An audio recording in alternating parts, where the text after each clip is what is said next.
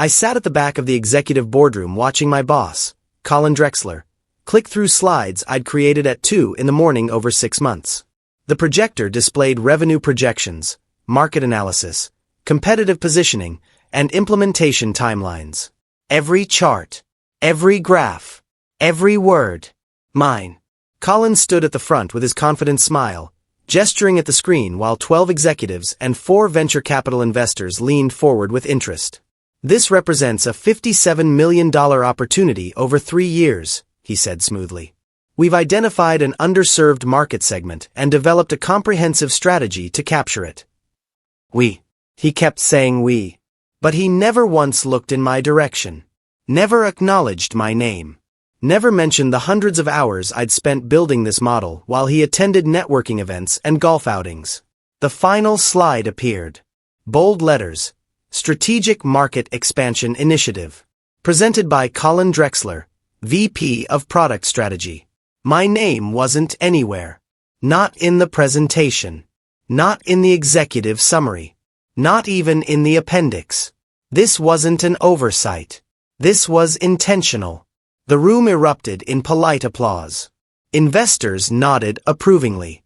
Colin beamed like he'd just solved world hunger. I sat motionless, hands folded in my lap, watching 18 months of my work being claimed by someone else. The applause faded and investors began asking initial questions. Positive ones. Impressed ones. How soon can implementation begin? What's the capital requirement for Phase 1? Have you validated these market assumptions? Colin answered each question with practiced confidence. He'd memorized my executive summary well enough to sound knowledgeable. His responses were smooth, polished, just vague enough to avoid technical depth. I recognized his technique. He'd used it before during quarterly reviews. Speak confidently. Use impressive language. Redirect complex questions to the team, without getting into specifics. It worked on people who didn't understand the details. These investors were nodding, taking notes, exchanging glances that said they were interested. Very interested. My stomach tightened as I realized what was happening. Colin was going to get funding approval for my idea. He was going to claim credit for my work. He was going to advance his career using my analysis, my models, my strategic framework. And nobody in this room knew any better. Because I'd trusted him. Because I'd sent him everything when he asked. Because I believed that doing good work would eventually be recognized. I'd been naive. Colin continued fielding questions about projections I'd personally modeled. The revenue curve assumes 15% market penetration in year 1, he explained, pointing at a chart I'd built after analyzing 23 competitor launches. An investor asked about customer acquisition costs. Colin quoted numbers from my financial model. Another asked about competitive response. Colin summarized analysis I'd presented to him 3 months ago. He was performing well. Too well. He'd clearly studied my materials thoroughly before this presentation. Probably spent days memorizing key points. Rehearsing answers. Making my work sound like his insights. I thought back to our meetings over the past 6 months. How he'd barely looked at my updates. How he'd dismissed early versions as interesting but premature. How he'd told me to keep developing it quietly while he assessed strategic fit. I believed he was being cautious, thoughtful, waiting for the right moment to present upward. Now I understood. He'd been waiting until the idea was fully developed. Until all the work was done. Until he could present it without needing me there to explain anything. He'd stolen it methodically, planned it carefully, and he was about to succeed. 6 months ago, I'd first presented this idea to Colin in his office. A Tuesday afternoon. I'd spent 3 weeks building the initial framework. Market opportunity. Strategic positioning. Preliminary financial model. I'd walked through it enthusiastically. Showing him the gap in our current product portfolio. The underserved customer segment. The revenue potential. Colin had listened with his arms crossed, face neutral. When I finished, he'd leaned back in his chair and shook his head. It's too complex, Elliot. Too many moving parts. We don't have the bandwidth for something this ambitious right now. I tried to address his concerns. The complexity is manageable if we phase the rollout. I've outlined a staged approach that, I appreciate the effort, he'd interrupted. But this isn't the right time. Shelve it for now. Focus on the quarterly deliverables. I'd left his office disappointed but not defeated. The idea was solid. I knew it. So I'd refined it quietly. Nights and weekends. Stress testing every assumption. Building more detailed models. Documenting everything thoroughly. I'd sent him weekly updates. Brief emails with attachments. Progress on strategic expansion concept. He'd rarely responded. When he did, it was always brief. Thanks. Noted. Keep me posted. I'd thought he was busy. Now I realized he was waiting. Letting me do all the work before deciding whether to claim it. Over the following months, I'd become obsessed with perfecting the model. Every assumption needed validation. Every projection needed supporting data. Every risk needed a mitigation plan. I'd interviewed customers from the target segment. Analyzed competitor strategies across multiple markets. Built financial scenarios testing different implementation approaches. My wife, Andrea, had watched me work until midnight most nights. When are you going to present this to leadership? She'd ask. Colin's reviewing it, I'd say. He wants it fully developed before escalating. Does he understand how much work you're putting in? He will when he sees the final version. I'd believed that. Believed that comprehensive work would speak for itself. That Colin would eventually recognize the quality and present it properly. I documented everything in shared folders. Time-stamped my contributions. Built the entire framework in systems where version history was tracked. Not because I suspected anything. Just because I was thorough. It was how I worked. Relentlessly detailed. Analytically rigorous. Always documenting. That thoroughness was about to matter in ways I hadn't anticipated. 2 weeks ago, Colin had suddenly requested a meeting. Urgent, his assistant said. I'd arrived at his office with my laptop, expecting to discuss quarterly planning. Instead, Colin had closed the door and sat across from me with unusual intensity. That market expansion idea you've been developing. I need the full model. Of course. I've been sending updates. Everything, Elliot. All your analysis, financial models, implementation plans. The complete package. I'd felt a surge of hope. Maybe he was finally ready to present it to leadership. Maybe my work would finally get visibility. Are we moving forward with it? Potentially. I'm assessing options. But I need to see everything in one place to make that determination. I'd spent the next 2 days consolidating everything. Every spreadsheet. Every presentation. Every analysis document. Organized it into a comprehensive package. Clear. Professional. Ready for executive review. I'd sent it to Colin with a detailed cover memo explaining the structure. He'd responded within an hour. Received. Thanks.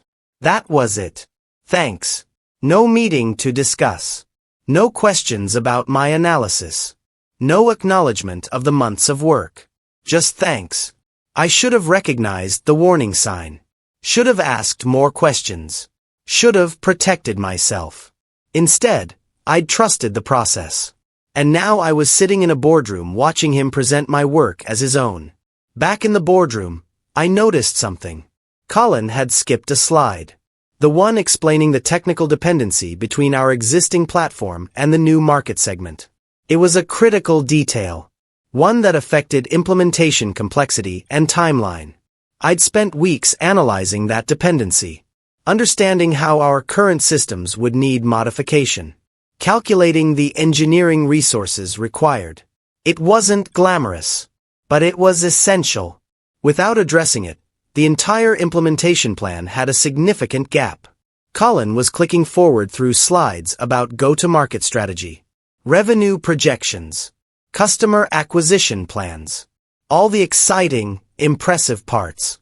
But he'd bypassed the technical foundation that made everything possible. An investor from Ridgeline Capital leaned forward. Mid-50s, sharp eyes, someone who clearly understood technology businesses. "Before we move forward," she said, "I'd like to understand the integration requirements. How does this new segment connect to your existing infrastructure?" Colin smiled confidently. "Excellent question. Our platform is highly adaptable. We've built flexibility into our architecture specifically for opportunities like this." That wasn't true. Our platform was rigid. Legacy systems built 5 years ago. We'd need significant modifications. I documented them extensively. The investor wasn't satisfied. Specifically, what modifications are required? Colin's smile flickered. "Just slightly. The technical team has assessed feasibility. We're confident in our ability to execute." Still vague. Still avoiding specifics. The investor glanced at her notes, then back at Colin.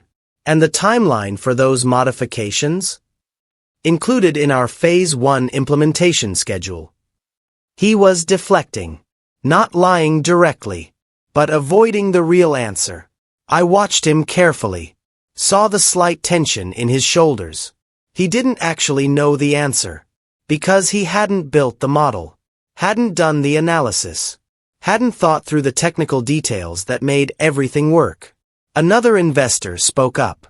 Younger. Tech background based on his questions. "Can you clarify the customer onboarding process for this segment? Your revenue assumptions seem aggressive given typical adoption curves." Colin nodded. "We've modeled conservative adoption rates based on industry benchmarks." "Which benchmarks specifically?" "We analyzed multiple comparable launches and," the investor interrupted gently, "your year 1 penetration assumes 15% market capture. That's double the industry average for new segment entry. What's driving that assumption?" Colin hesitated. "Less than a second. But I noticed. Our competitive positioning provides advantages that accelerate adoption." That was my answer. From page 17 of my analysis. But he'd stated it slightly wrong. The 15% wasn't about competitive positioning. It was about existing customer relationships that could be leveraged for cross-segment expansion. A subtle but important distinction. The investor frowned slightly. "So you're relying on existing customer relationships?" "That's one factor, yes. How many current customers fit the target profile?" Colin paused. "Longer this time. A significant percentage of our base has adjacency to this segment." He didn't know the number. I did. 37%. I'd analyzed our entire customer database. Built models showing conversion probability based on engagement history. Created detailed profiles of customers most likely to adopt. It was all in the materials he'd studied. But he'd memorized conclusions without understanding the underlying analysis. The room was getting quieter. Investors were noticing the vagueness. The investor pressed further. "Significant percentage is imprecise. Do you have actual numbers on customer base overlap?" Colin shifted his weight slightly. "I'd need to pull the detailed analysis to give you exact figures." "That analysis isn't in the deck. It's in the supporting documentation." The Ridgeline investor spoke again. "I'd like to see that documentation. Customer overlap is fundamental to validating these revenue projections." Colin nodded. "Of course. I can provide that after the presentation." "Actually," another investor said, "I'd like to understand the risk factors before we continue. What operational challenges could prevent these outcomes?" This was the critical question. The one that required understanding every detail of implementation. Colin straightened. "Every new initiative has inherent risks. We've identified mitigation strategies for the primary concerns. Such as market timing, competitive response, resource allocation, standard strategic risks." Those were generic, surface level, nothing specific. The investor who'd asked looked unsatisfied. "What about execution risks? Technical dependencies? Integration challenges. Our team is experienced in complex implementations. Still vague. The room's energy had shifted. Investors were exchanging glances. These weren't hostile questions. They were due diligence. Normal scrutiny for a $57 million investment. But Colin couldn't answer them with the depth they required. Because he didn't actually understand the work he was presenting. Every question that went below surface level exposed that gap. The board chair, Victoria Walsh, set down her pen. I knew Victoria. She'd been with the company 8 years. Sharp. Detail-oriented. She didn't approve initiatives without understanding them thoroughly. Before we proceed, she said carefully, I'd like clarity on operational risks. This represents significant capital allocation. What could go wrong, and how have we planned for it? Colin took a breath. As with any strategic initiative, we face market uncertainties. But our analysis shows strong probability of success given our competitive position and market timing. Victoria's expression didn't change. I'm asking about operational risks specifically. Implementation challenges. Technical dependencies. Resource constraints. The internal execution factors. We have contingency plans. What contingency plans? Colin faltered. The detailed project plan includes risk mitigation across all major. Colin, Victoria interrupted gently, can you give me one specific operational risk and how we'd address it? Silence. Colin looked at the screen. At his notes. Back at Victoria. He was trapped. The operational risks were documented extensively in my analysis. Platform integration complexity. Engineering resource requirements. Customer migration challenges. Each with specific mitigation strategies. But he hadn't internalized those details. Hadn't lived with them like I had. Platform integration requires careful sequencing, he said finally. We'd manage that through how many engineering resources? That would need to be determined during planning. Is it in the budget you're presenting? Another pause. Too long. Everyone noticed. Colin attempted to recover. The budget includes resource allocation for technical implementation. The specific headcount would be determined by the engineering team during detailed planning. It was a reasonable-sounding answer. But it was also a non-answer. The budget absolutely included specific resource requirements. I'd calculated them down to individual roles and timelines. Victoria knew that. She'd reviewed enough project proposals to recognize when someone was being deliberately vague. So the $57 million budget doesn't include detailed resource planning, she asked. It includes high-level allocation. High-level isn't sufficient for approval, another board member interjected. We need to understand what we're actually funding. Colin was visibly uncomfortable now. His confident presentation energy had evaporated. He was improvising, trying to sound knowledgeable about work he'd only skimmed. I sat completely still, watching, waiting. This wasn't satisfaction I was feeling. It was something colder. Clarity. Colin had stolen my work. But he'd made a critical mistake. He'd assumed the presentation was the hard part. That memorizing conclusions and speaking confidently would be sufficient. He'd underestimated the questions. Hadn't prepared for scrutiny. Hadn't understood that investors and board members don't approve $57 million initiatives based on smooth talking. They approve based on rigorous analysis and demonstrated understanding. And Colin had neither. Victoria looked around the room. Does anyone else have concerns before we continue?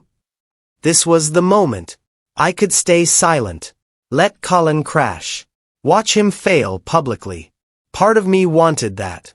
Wanted him to experience the consequences of his theft. But another part of me, the part that had built this model, that believed in the idea, couldn't let it die because of his incompetence. I raised my hand. Slowly. Deliberately. Victoria noticed immediately. Elliot. Yes. Colin turned toward me. Surprise flashed across his face.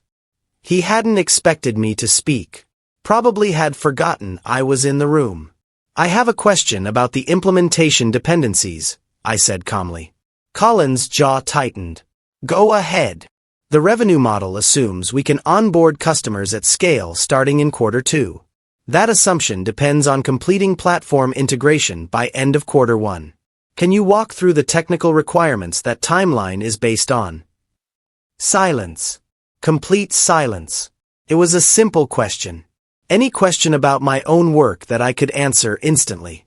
But for Colin, it was a trap.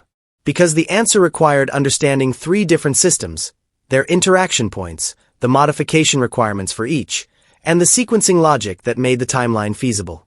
All of that was documented. In files he'd studied. But studying and understanding are different things. Colin looked at me. I saw calculation in his eyes. Trying to decide how to respond. That's a detailed technical question, he said carefully. Perhaps better addressed by engineering. The question is about your timeline assumptions, I replied evenly. Whether the technical dependencies support your revenue projections. That's strategic, not purely technical. Victoria leaned forward slightly. Elliot's right. The timeline is fundamental to the financial model. Can you answer his question, Colin? Colin stared at me for 3 full seconds. Then back at Victoria. Perhaps Elliot can explain the technical details, since he's asking about them. It was a deflection. An attempt to shift attention away from his knowledge gap. But it backfired. Victoria's expression shifted. Elliot, are you familiar with this analysis? Yes, I said simply. How familiar? Very familiar. I built the implementation model being discussed. The room temperature seemed to drop. Investors looked at each other. Board members glanced between me and Colin. Victoria set down her pen deliberately. Colin, she said quietly, is Elliot's name in the project documentation? He's been on the team. Is his name in the documentation? Colin's face had gone tight. Elliot did contribute to portions of the analysis. Portions? I asked calmly. Every eye turned to me. I kept my voice level. Professional. I can clarify if it's helpful. I developed the entire strategic framework starting 6 months ago. I conducted the market analysis. I built the financial models. I documented the implementation requirements. All of it. That's not, Colin started. It's all in shared folders with full version history, I continued. Time-stamped. Documented. My name is on every file. The analysis Colin presented today is based entirely on work I completed and sent to him 2 weeks ago when he requested the full package. The silence was deafening. Victoria looked at Colin. Is that accurate? He couldn't deny it. The version history would prove everything. Elliot has been instrumental in developing this opportunity, Colin said carefully. I've been overseeing his work. Overseeing, I said, would suggest you understood the details you're presenting. Your answers to the past several questions suggest otherwise. Victoria held up her hand. Let's pause here. She looked directly at me. Elliot, you're saying you created this entire analysis? Yes. And Colin presented it as his work. He presented it without attribution. I'll let others determine what that means. Victoria turned to Colin. Why isn't Elliot's name on this presentation? Colin's face was flushed now. This was presented as a departmental initiative. Team effort. Team efforts acknowledge team members, another board member said. This has your name only. That's standard for executive presentations. Not when the executive can't answer basic questions about the work, Victoria interrupted. She looked at me again. Elliot, can you answer the question you asked Colin? About implementation dependencies. Yes. Please do. I stood up, walked calmly to the front of the room. Colin shifted aside, looking trapped. I pulled up the technical architecture slide Colin had skipped. The revenue timeline assumes platform integration completion by end of Q1. That's achievable but requires 3 parallel work streams. First, customer data migration from legacy systems. Second, API development for cross-platform functionality. Third, user interface modifications for the new segment. Each stream has specific resource requirements and dependencies. I clicked to the next slide. The one showing detailed timeline and resource allocation. We need 4 senior engineers for 8 weeks on data migration. 3 engineers for 10 weeks on API development. 2 designers and 2 front-end engineers for 6 weeks on interface work. Total cost is $1.2 million, which is included in the budget. Any delays in the API work create cascading impacts on the timeline, which is why I've built in 2-week buffer periods between phases. The room was completely silent. I continued for another 3 minutes, explaining technical dependencies, resource requirements, risk factors, and mitigation strategies. Everything Colin should have known. Everything I'd documented extensively. When I finished, Victoria nodded slowly.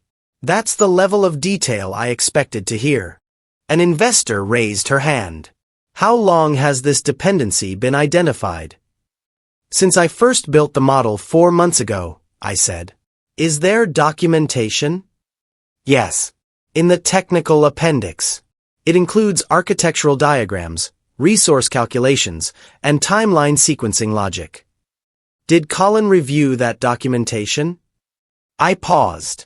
Chose my words carefully. I sent him everything 2 weeks ago. Whether he reviewed the technical details, I can't say. Another investor spoke up. Why wasn't this level of detail in the main presentation? That's a question for Colin, I said evenly. Victoria looked at Colin. He was standing near the wall now, arms crossed defensively.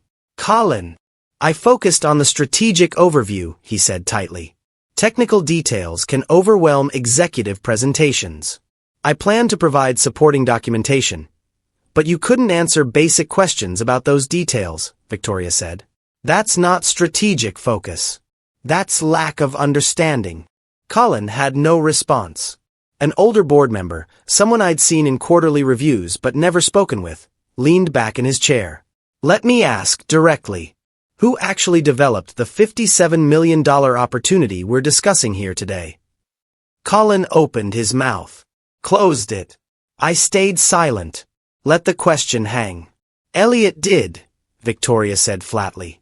That's obvious now. The board member nodded. Then perhaps we should hear the rest of the presentation from Elliot. Victoria looked at me. Elliot, are you prepared to walk through the complete proposal? Yes. Please continue then. I clicked back to the beginning. Started over. But this time, I wasn't reading memorized slides. I was explaining work I'd lived with for 6 months. The market opportunity. Why traditional competitors had missed it. How our positioning created advantages. The financial model and assumptions behind it. Customer segments and adoption strategy. Implementation phases and resource requirements. Risk factors and mitigation plans. I spoke for 25 minutes without notes. Answered every question with specific details. Provided exact numbers, supporting analysis, and clear reasoning. This was my work. I knew every assumption, every calculation, every dependency. Colin stood against the wall the entire time. Silent, watching his theft unravel. When I finished, the Ridgeline investor smiled. That was substantially more convincing than the first version. Others nodded. Victoria looked around the room. Additional questions before we deliberate? Several investors asked follow-up questions, all directed at me, about competitive response scenarios, customer acquisition costs, scalability assumptions. I answered each one clearly, referencing specific analysis I'd done, showing them I'd thought through every angle. Nobody asked Colin anything. After 30 minutes of discussion, Victoria called for a break. We'll reconvene in 20 minutes for deliberation.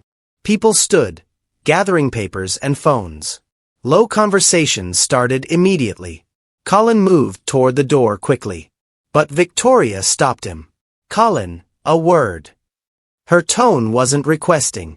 It was commanding. She looked at me. Elliot, please stay. The room cleared.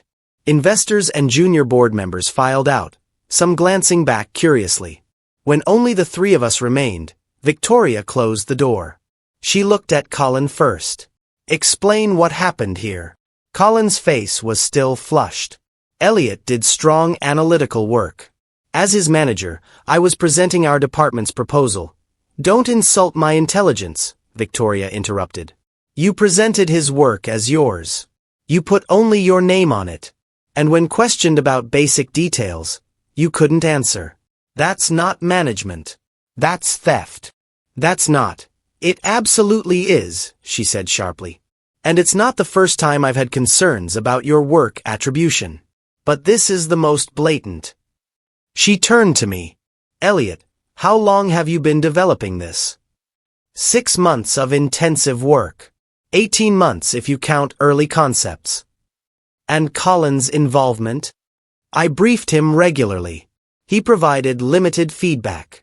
2 weeks ago he requested the complete package. Did he tell you he was presenting it to the board? No. Victoria's expression hardened. Colin, you're suspended from this project immediately. We'll discuss your future separately. Leave now. Colin looked like he wanted to argue, but Victoria's face was granite. He left without another word. When the door closed, Victoria exhaled slowly. Elliot, I apologize. That should never have happened. Thank you. I need to understand something. You said you've been briefing Colin regularly. Why didn't you escalate concerns about attribution earlier? I didn't know there was a problem until I saw today's presentation. I trusted he would credit the work appropriately. She nodded. That was naive. Yes, I admitted. It was. But understandable. You shouldn't have to protect your work from your own manager. She sat down, gesturing for me to do the same. Here's where we are. The board is impressed with the proposal. Very impressed. But we need confidence in execution. I understand. Can you lead this initiative? The question caught me off guard. Lead it. Fully. Strategy, implementation, team management. Everything. I thought about that. I'd built the strategy. Understood every detail. But I'd never led a $57 million initiative. I'd need support in areas where I don't have direct experience. Vendor negotiations. Large-scale team management. Executive stakeholder communication. That's honest, Victoria said. And smart. We'd provide that support. Then yes, I can lead it. She smiled slightly. Good. We're reconvening in 10 minutes. I'm going to recommend project approval contingent on your leadership oversight. Colin will not be involved. What happens to him? That's not your concern. Focus on the work. I nodded. Victoria stood. One more thing. Document everything going forward. Every decision. Every contribution. Every conversation. Understood. Understood. The board reconvened. Victoria summarized the deliberation. We've reviewed the proposal and find it compelling. However, we have concerns about leadership and execution oversight. She looked at me. Elliot Harraby developed this strategy and clearly understands it at a depth necessary for successful implementation. Therefore, we're approving the initiative contingent on Elliot's direct leadership oversight. Investors nodded. One spoke up. We'd like Elliot reporting directly to this board on progress. Monthly updates. Full transparency. Agreed, Victoria said. Another investor added, and we want clear attribution in all materials. This is Elliot's strategy. That should be acknowledged formally. Also agreed. Victoria looked around the room. Any objections? None. Then we're approved for Phase 1 funding. Elliot, you'll work with finance on detailed budgets and with HR on team structure. We'll announce the initiative and your role internally tomorrow. The meeting adjourned. Investors came up to shake my hand. Congratulated me. Asked detailed questions about implementation. I answered each one, still processing what had happened. My work had been stolen, but the theft had collapsed under scrutiny. And now I was leading the initiative I'd created. It felt surreal. After everyone left, I sat alone in the boardroom for a few minutes. My phone buzzed. Text from Andrea. How'd it go? I stared at the message, unsure how to summarize what had just happened. Call you in 10 minutes. It's complicated. I gathered my materials and walked back toward my office. Several people glanced at me curiously. Word was already spreading. Something had happened in the board meeting.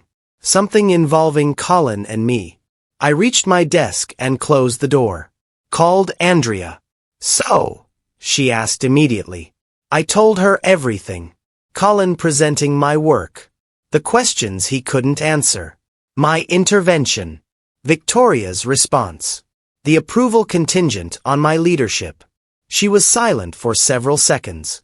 You're leading a $57 million initiative? Apparently. Elliot, that's incredible. It's terrifying, I admitted. And satisfying. That too. We talked for 20 minutes. She asked smart questions about what happened and what came next.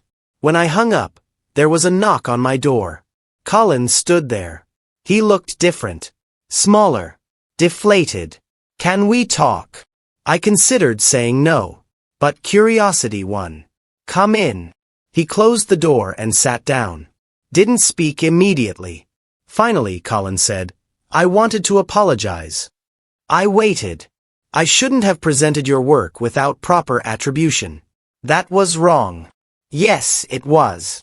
I was trying to give the department visibility. Get credit for our team's capabilities. By erasing my name from everything I created? He flinched. I didn't think it through properly. You thought it through perfectly, I said calmly. You waited until I finished all the work. Requested the complete package. Removed my name. Presented it as yours. That requires planning, Colin. Not thoughtlessness. He looked at the floor. You embarrassed me in there. No, I said firmly. You embarrassed yourself. By presenting work you didn't understand. By failing to answer basic questions. By getting caught stealing credit. I wasn't stealing. What would you call it? Silence. You asked one question, he said finally. One technical question. That's what destroyed everything. That question revealed you didn't actually understand the work you were presenting. The destruction was inevitable. I just accelerated it. He stood. This isn't over. Yes, it is. Victoria made that clear. We'll see. He left. I sat there for several minutes, processing the threat. Then I opened my documentation folder. Started organizing everything. Version histories. Email trails. Time-stamped file creation records. Everything proving I'd created this work. Colin had made a threat. But I had evidence. And that mattered more. A week passed. The company announced the strategic initiative in an all-hands meeting. Victoria presented it personally. We're pursuing a significant market expansion opportunity developed by Elliot Harraby over the past 6 months. Elliot will lead implementation with board oversight. This represents one of our most ambitious initiatives and demonstrates the caliber of strategic thinking we have in our team. My name. Public attribution. Full recognition. Several colleagues congratulated me afterward. Asked questions about the project. Commented that they'd heard something happened with Colin. I stayed professional. Didn't discuss details. Just thanked them and focused on the work ahead. HR contacted me about team structure. You'll need to build a team. 4 direct reports initially. Who do you want? I thought about that. I want people who understand attribution and collaboration. Who value thoroughness over credit seeking. Any specific names? I provided several. People I'd worked with before. People who'd always credited sources properly. People who understood that good work spoke for itself. By the end of the week, my team was forming. Budget was approved. Office space was allocated. I had an executive assistant, a reporting line to Victoria, and $57 million of approved funding for my idea. Colin was nowhere to be seen. 2 weeks after the board meeting, Colin requested another conversation. We met in a neutral conference room. He looked tired. "I'm being moved to a different division," he said. "Lower profile. Smaller team." "I'm sorry to hear that." "No, you're not." He was right. I wasn't sorry. But I was professional enough not to say it. "I wanted to tell you before you heard through gossip," he continued. "Leadership decided my oversight was lacking. Attribution failures have consequences." He looked at me directly. "You destroyed my career with one question." "No," I said firmly. "You destroyed your career by stealing my work and not understanding it well enough to defend it. The question just revealed what was already true. I could have recovered if you'd stayed silent. You want me to have protected your theft? I want you to have been a team player." I laughed. Actually laughed. "Colin, team players share credit. They acknowledge contributions. They build people up. You did none of that. You took my work, erased my name, and claimed it as yours. Don't talk to me about being a team player." He stood. "I hope you're happy." "I'm not happy you failed. But I'm satisfied that merit won. That work got attributed correctly. That theft had consequences." He left without responding. I sat there for a moment, then returned to my office. There was work to do. Actual work. Not politics or credit-seeking.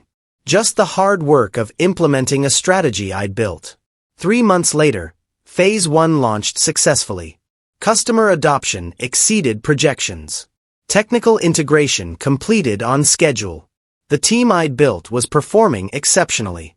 Victoria called me to her office. "Elliot, the board reviewed your progress report. They're very pleased." "Thank you. The team has done excellent work." "You've done excellent work. And you've been generous about crediting others." I smiled. I learned something about the importance of attribution. "Yes, you did." She handed me a folder. "We're restructuring the product strategy division. Colin's role is being eliminated. We're creating a new position. Senior Director of Strategic Initiatives. Reporting directly to me. Oversight of all major strategic projects." I opened the folder. Job description. Compensation details. Significantly higher than my current role. "We'd like you to take this position," Victoria said. "The board approved it. Unanimously." I read through everything carefully. The role was substantial. Authority over strategy across the entire organization. Leadership of multiple teams. Direct board interface. What happened to Colin? I asked. "He resigned last week. Accepted a position elsewhere. Smaller company. Much lower profile." "I see. This role is yours if you want it. You've demonstrated strategic thinking, leadership capability, and integrity. All things we value." I thought about 6 months ago. Working late nights on an idea Colin had told me to shelve. Building something I believed in because it was good work. Not knowing it would lead here. "I accept," I said. 6 months after that humiliating board meeting, I sat in my new office reviewing proposals from teams across the organization. My name was on the door. My strategy had launched successfully and was exceeding revenue targets. My career had accelerated beyond what I'd imagined possible. The idea that Colin had tried to steal had become the foundation for my advancement. Not because of the theft. Because of what happened after. Because I'd asked one question that exposed the difference between presenting work and understanding it. Because quality and thoroughness had mattered more than smooth talking. Because attribution had consequences. I'd learned several lessons. Document everything. Protect your work. Don't assume goodwill from people in positions of power. But also, good work eventually surfaces. Theft collapses under scrutiny. And the questions that matter aren't about polish. They're about depth. Colin had thought credit was about presentation, about confidence and positioning. He'd learned it was about understanding, about being able to defend your work when challenged, about actually knowing what you claim to know. My phone buzzed. Text from Andrea. Dinner tonight to celebrate 6 months? I smiled. Absolutely. The strategic initiative was succeeding. My team was thriving. My career had transformed. And it all started because I'd raised my hand in a boardroom and asked one question. The question that stopped the pitch. That exposed the theft. That proved merit mattered. Credit only sticks when you can answer the questions that matter. Colin learned that the hard way. I learned it too. And I'd never forget.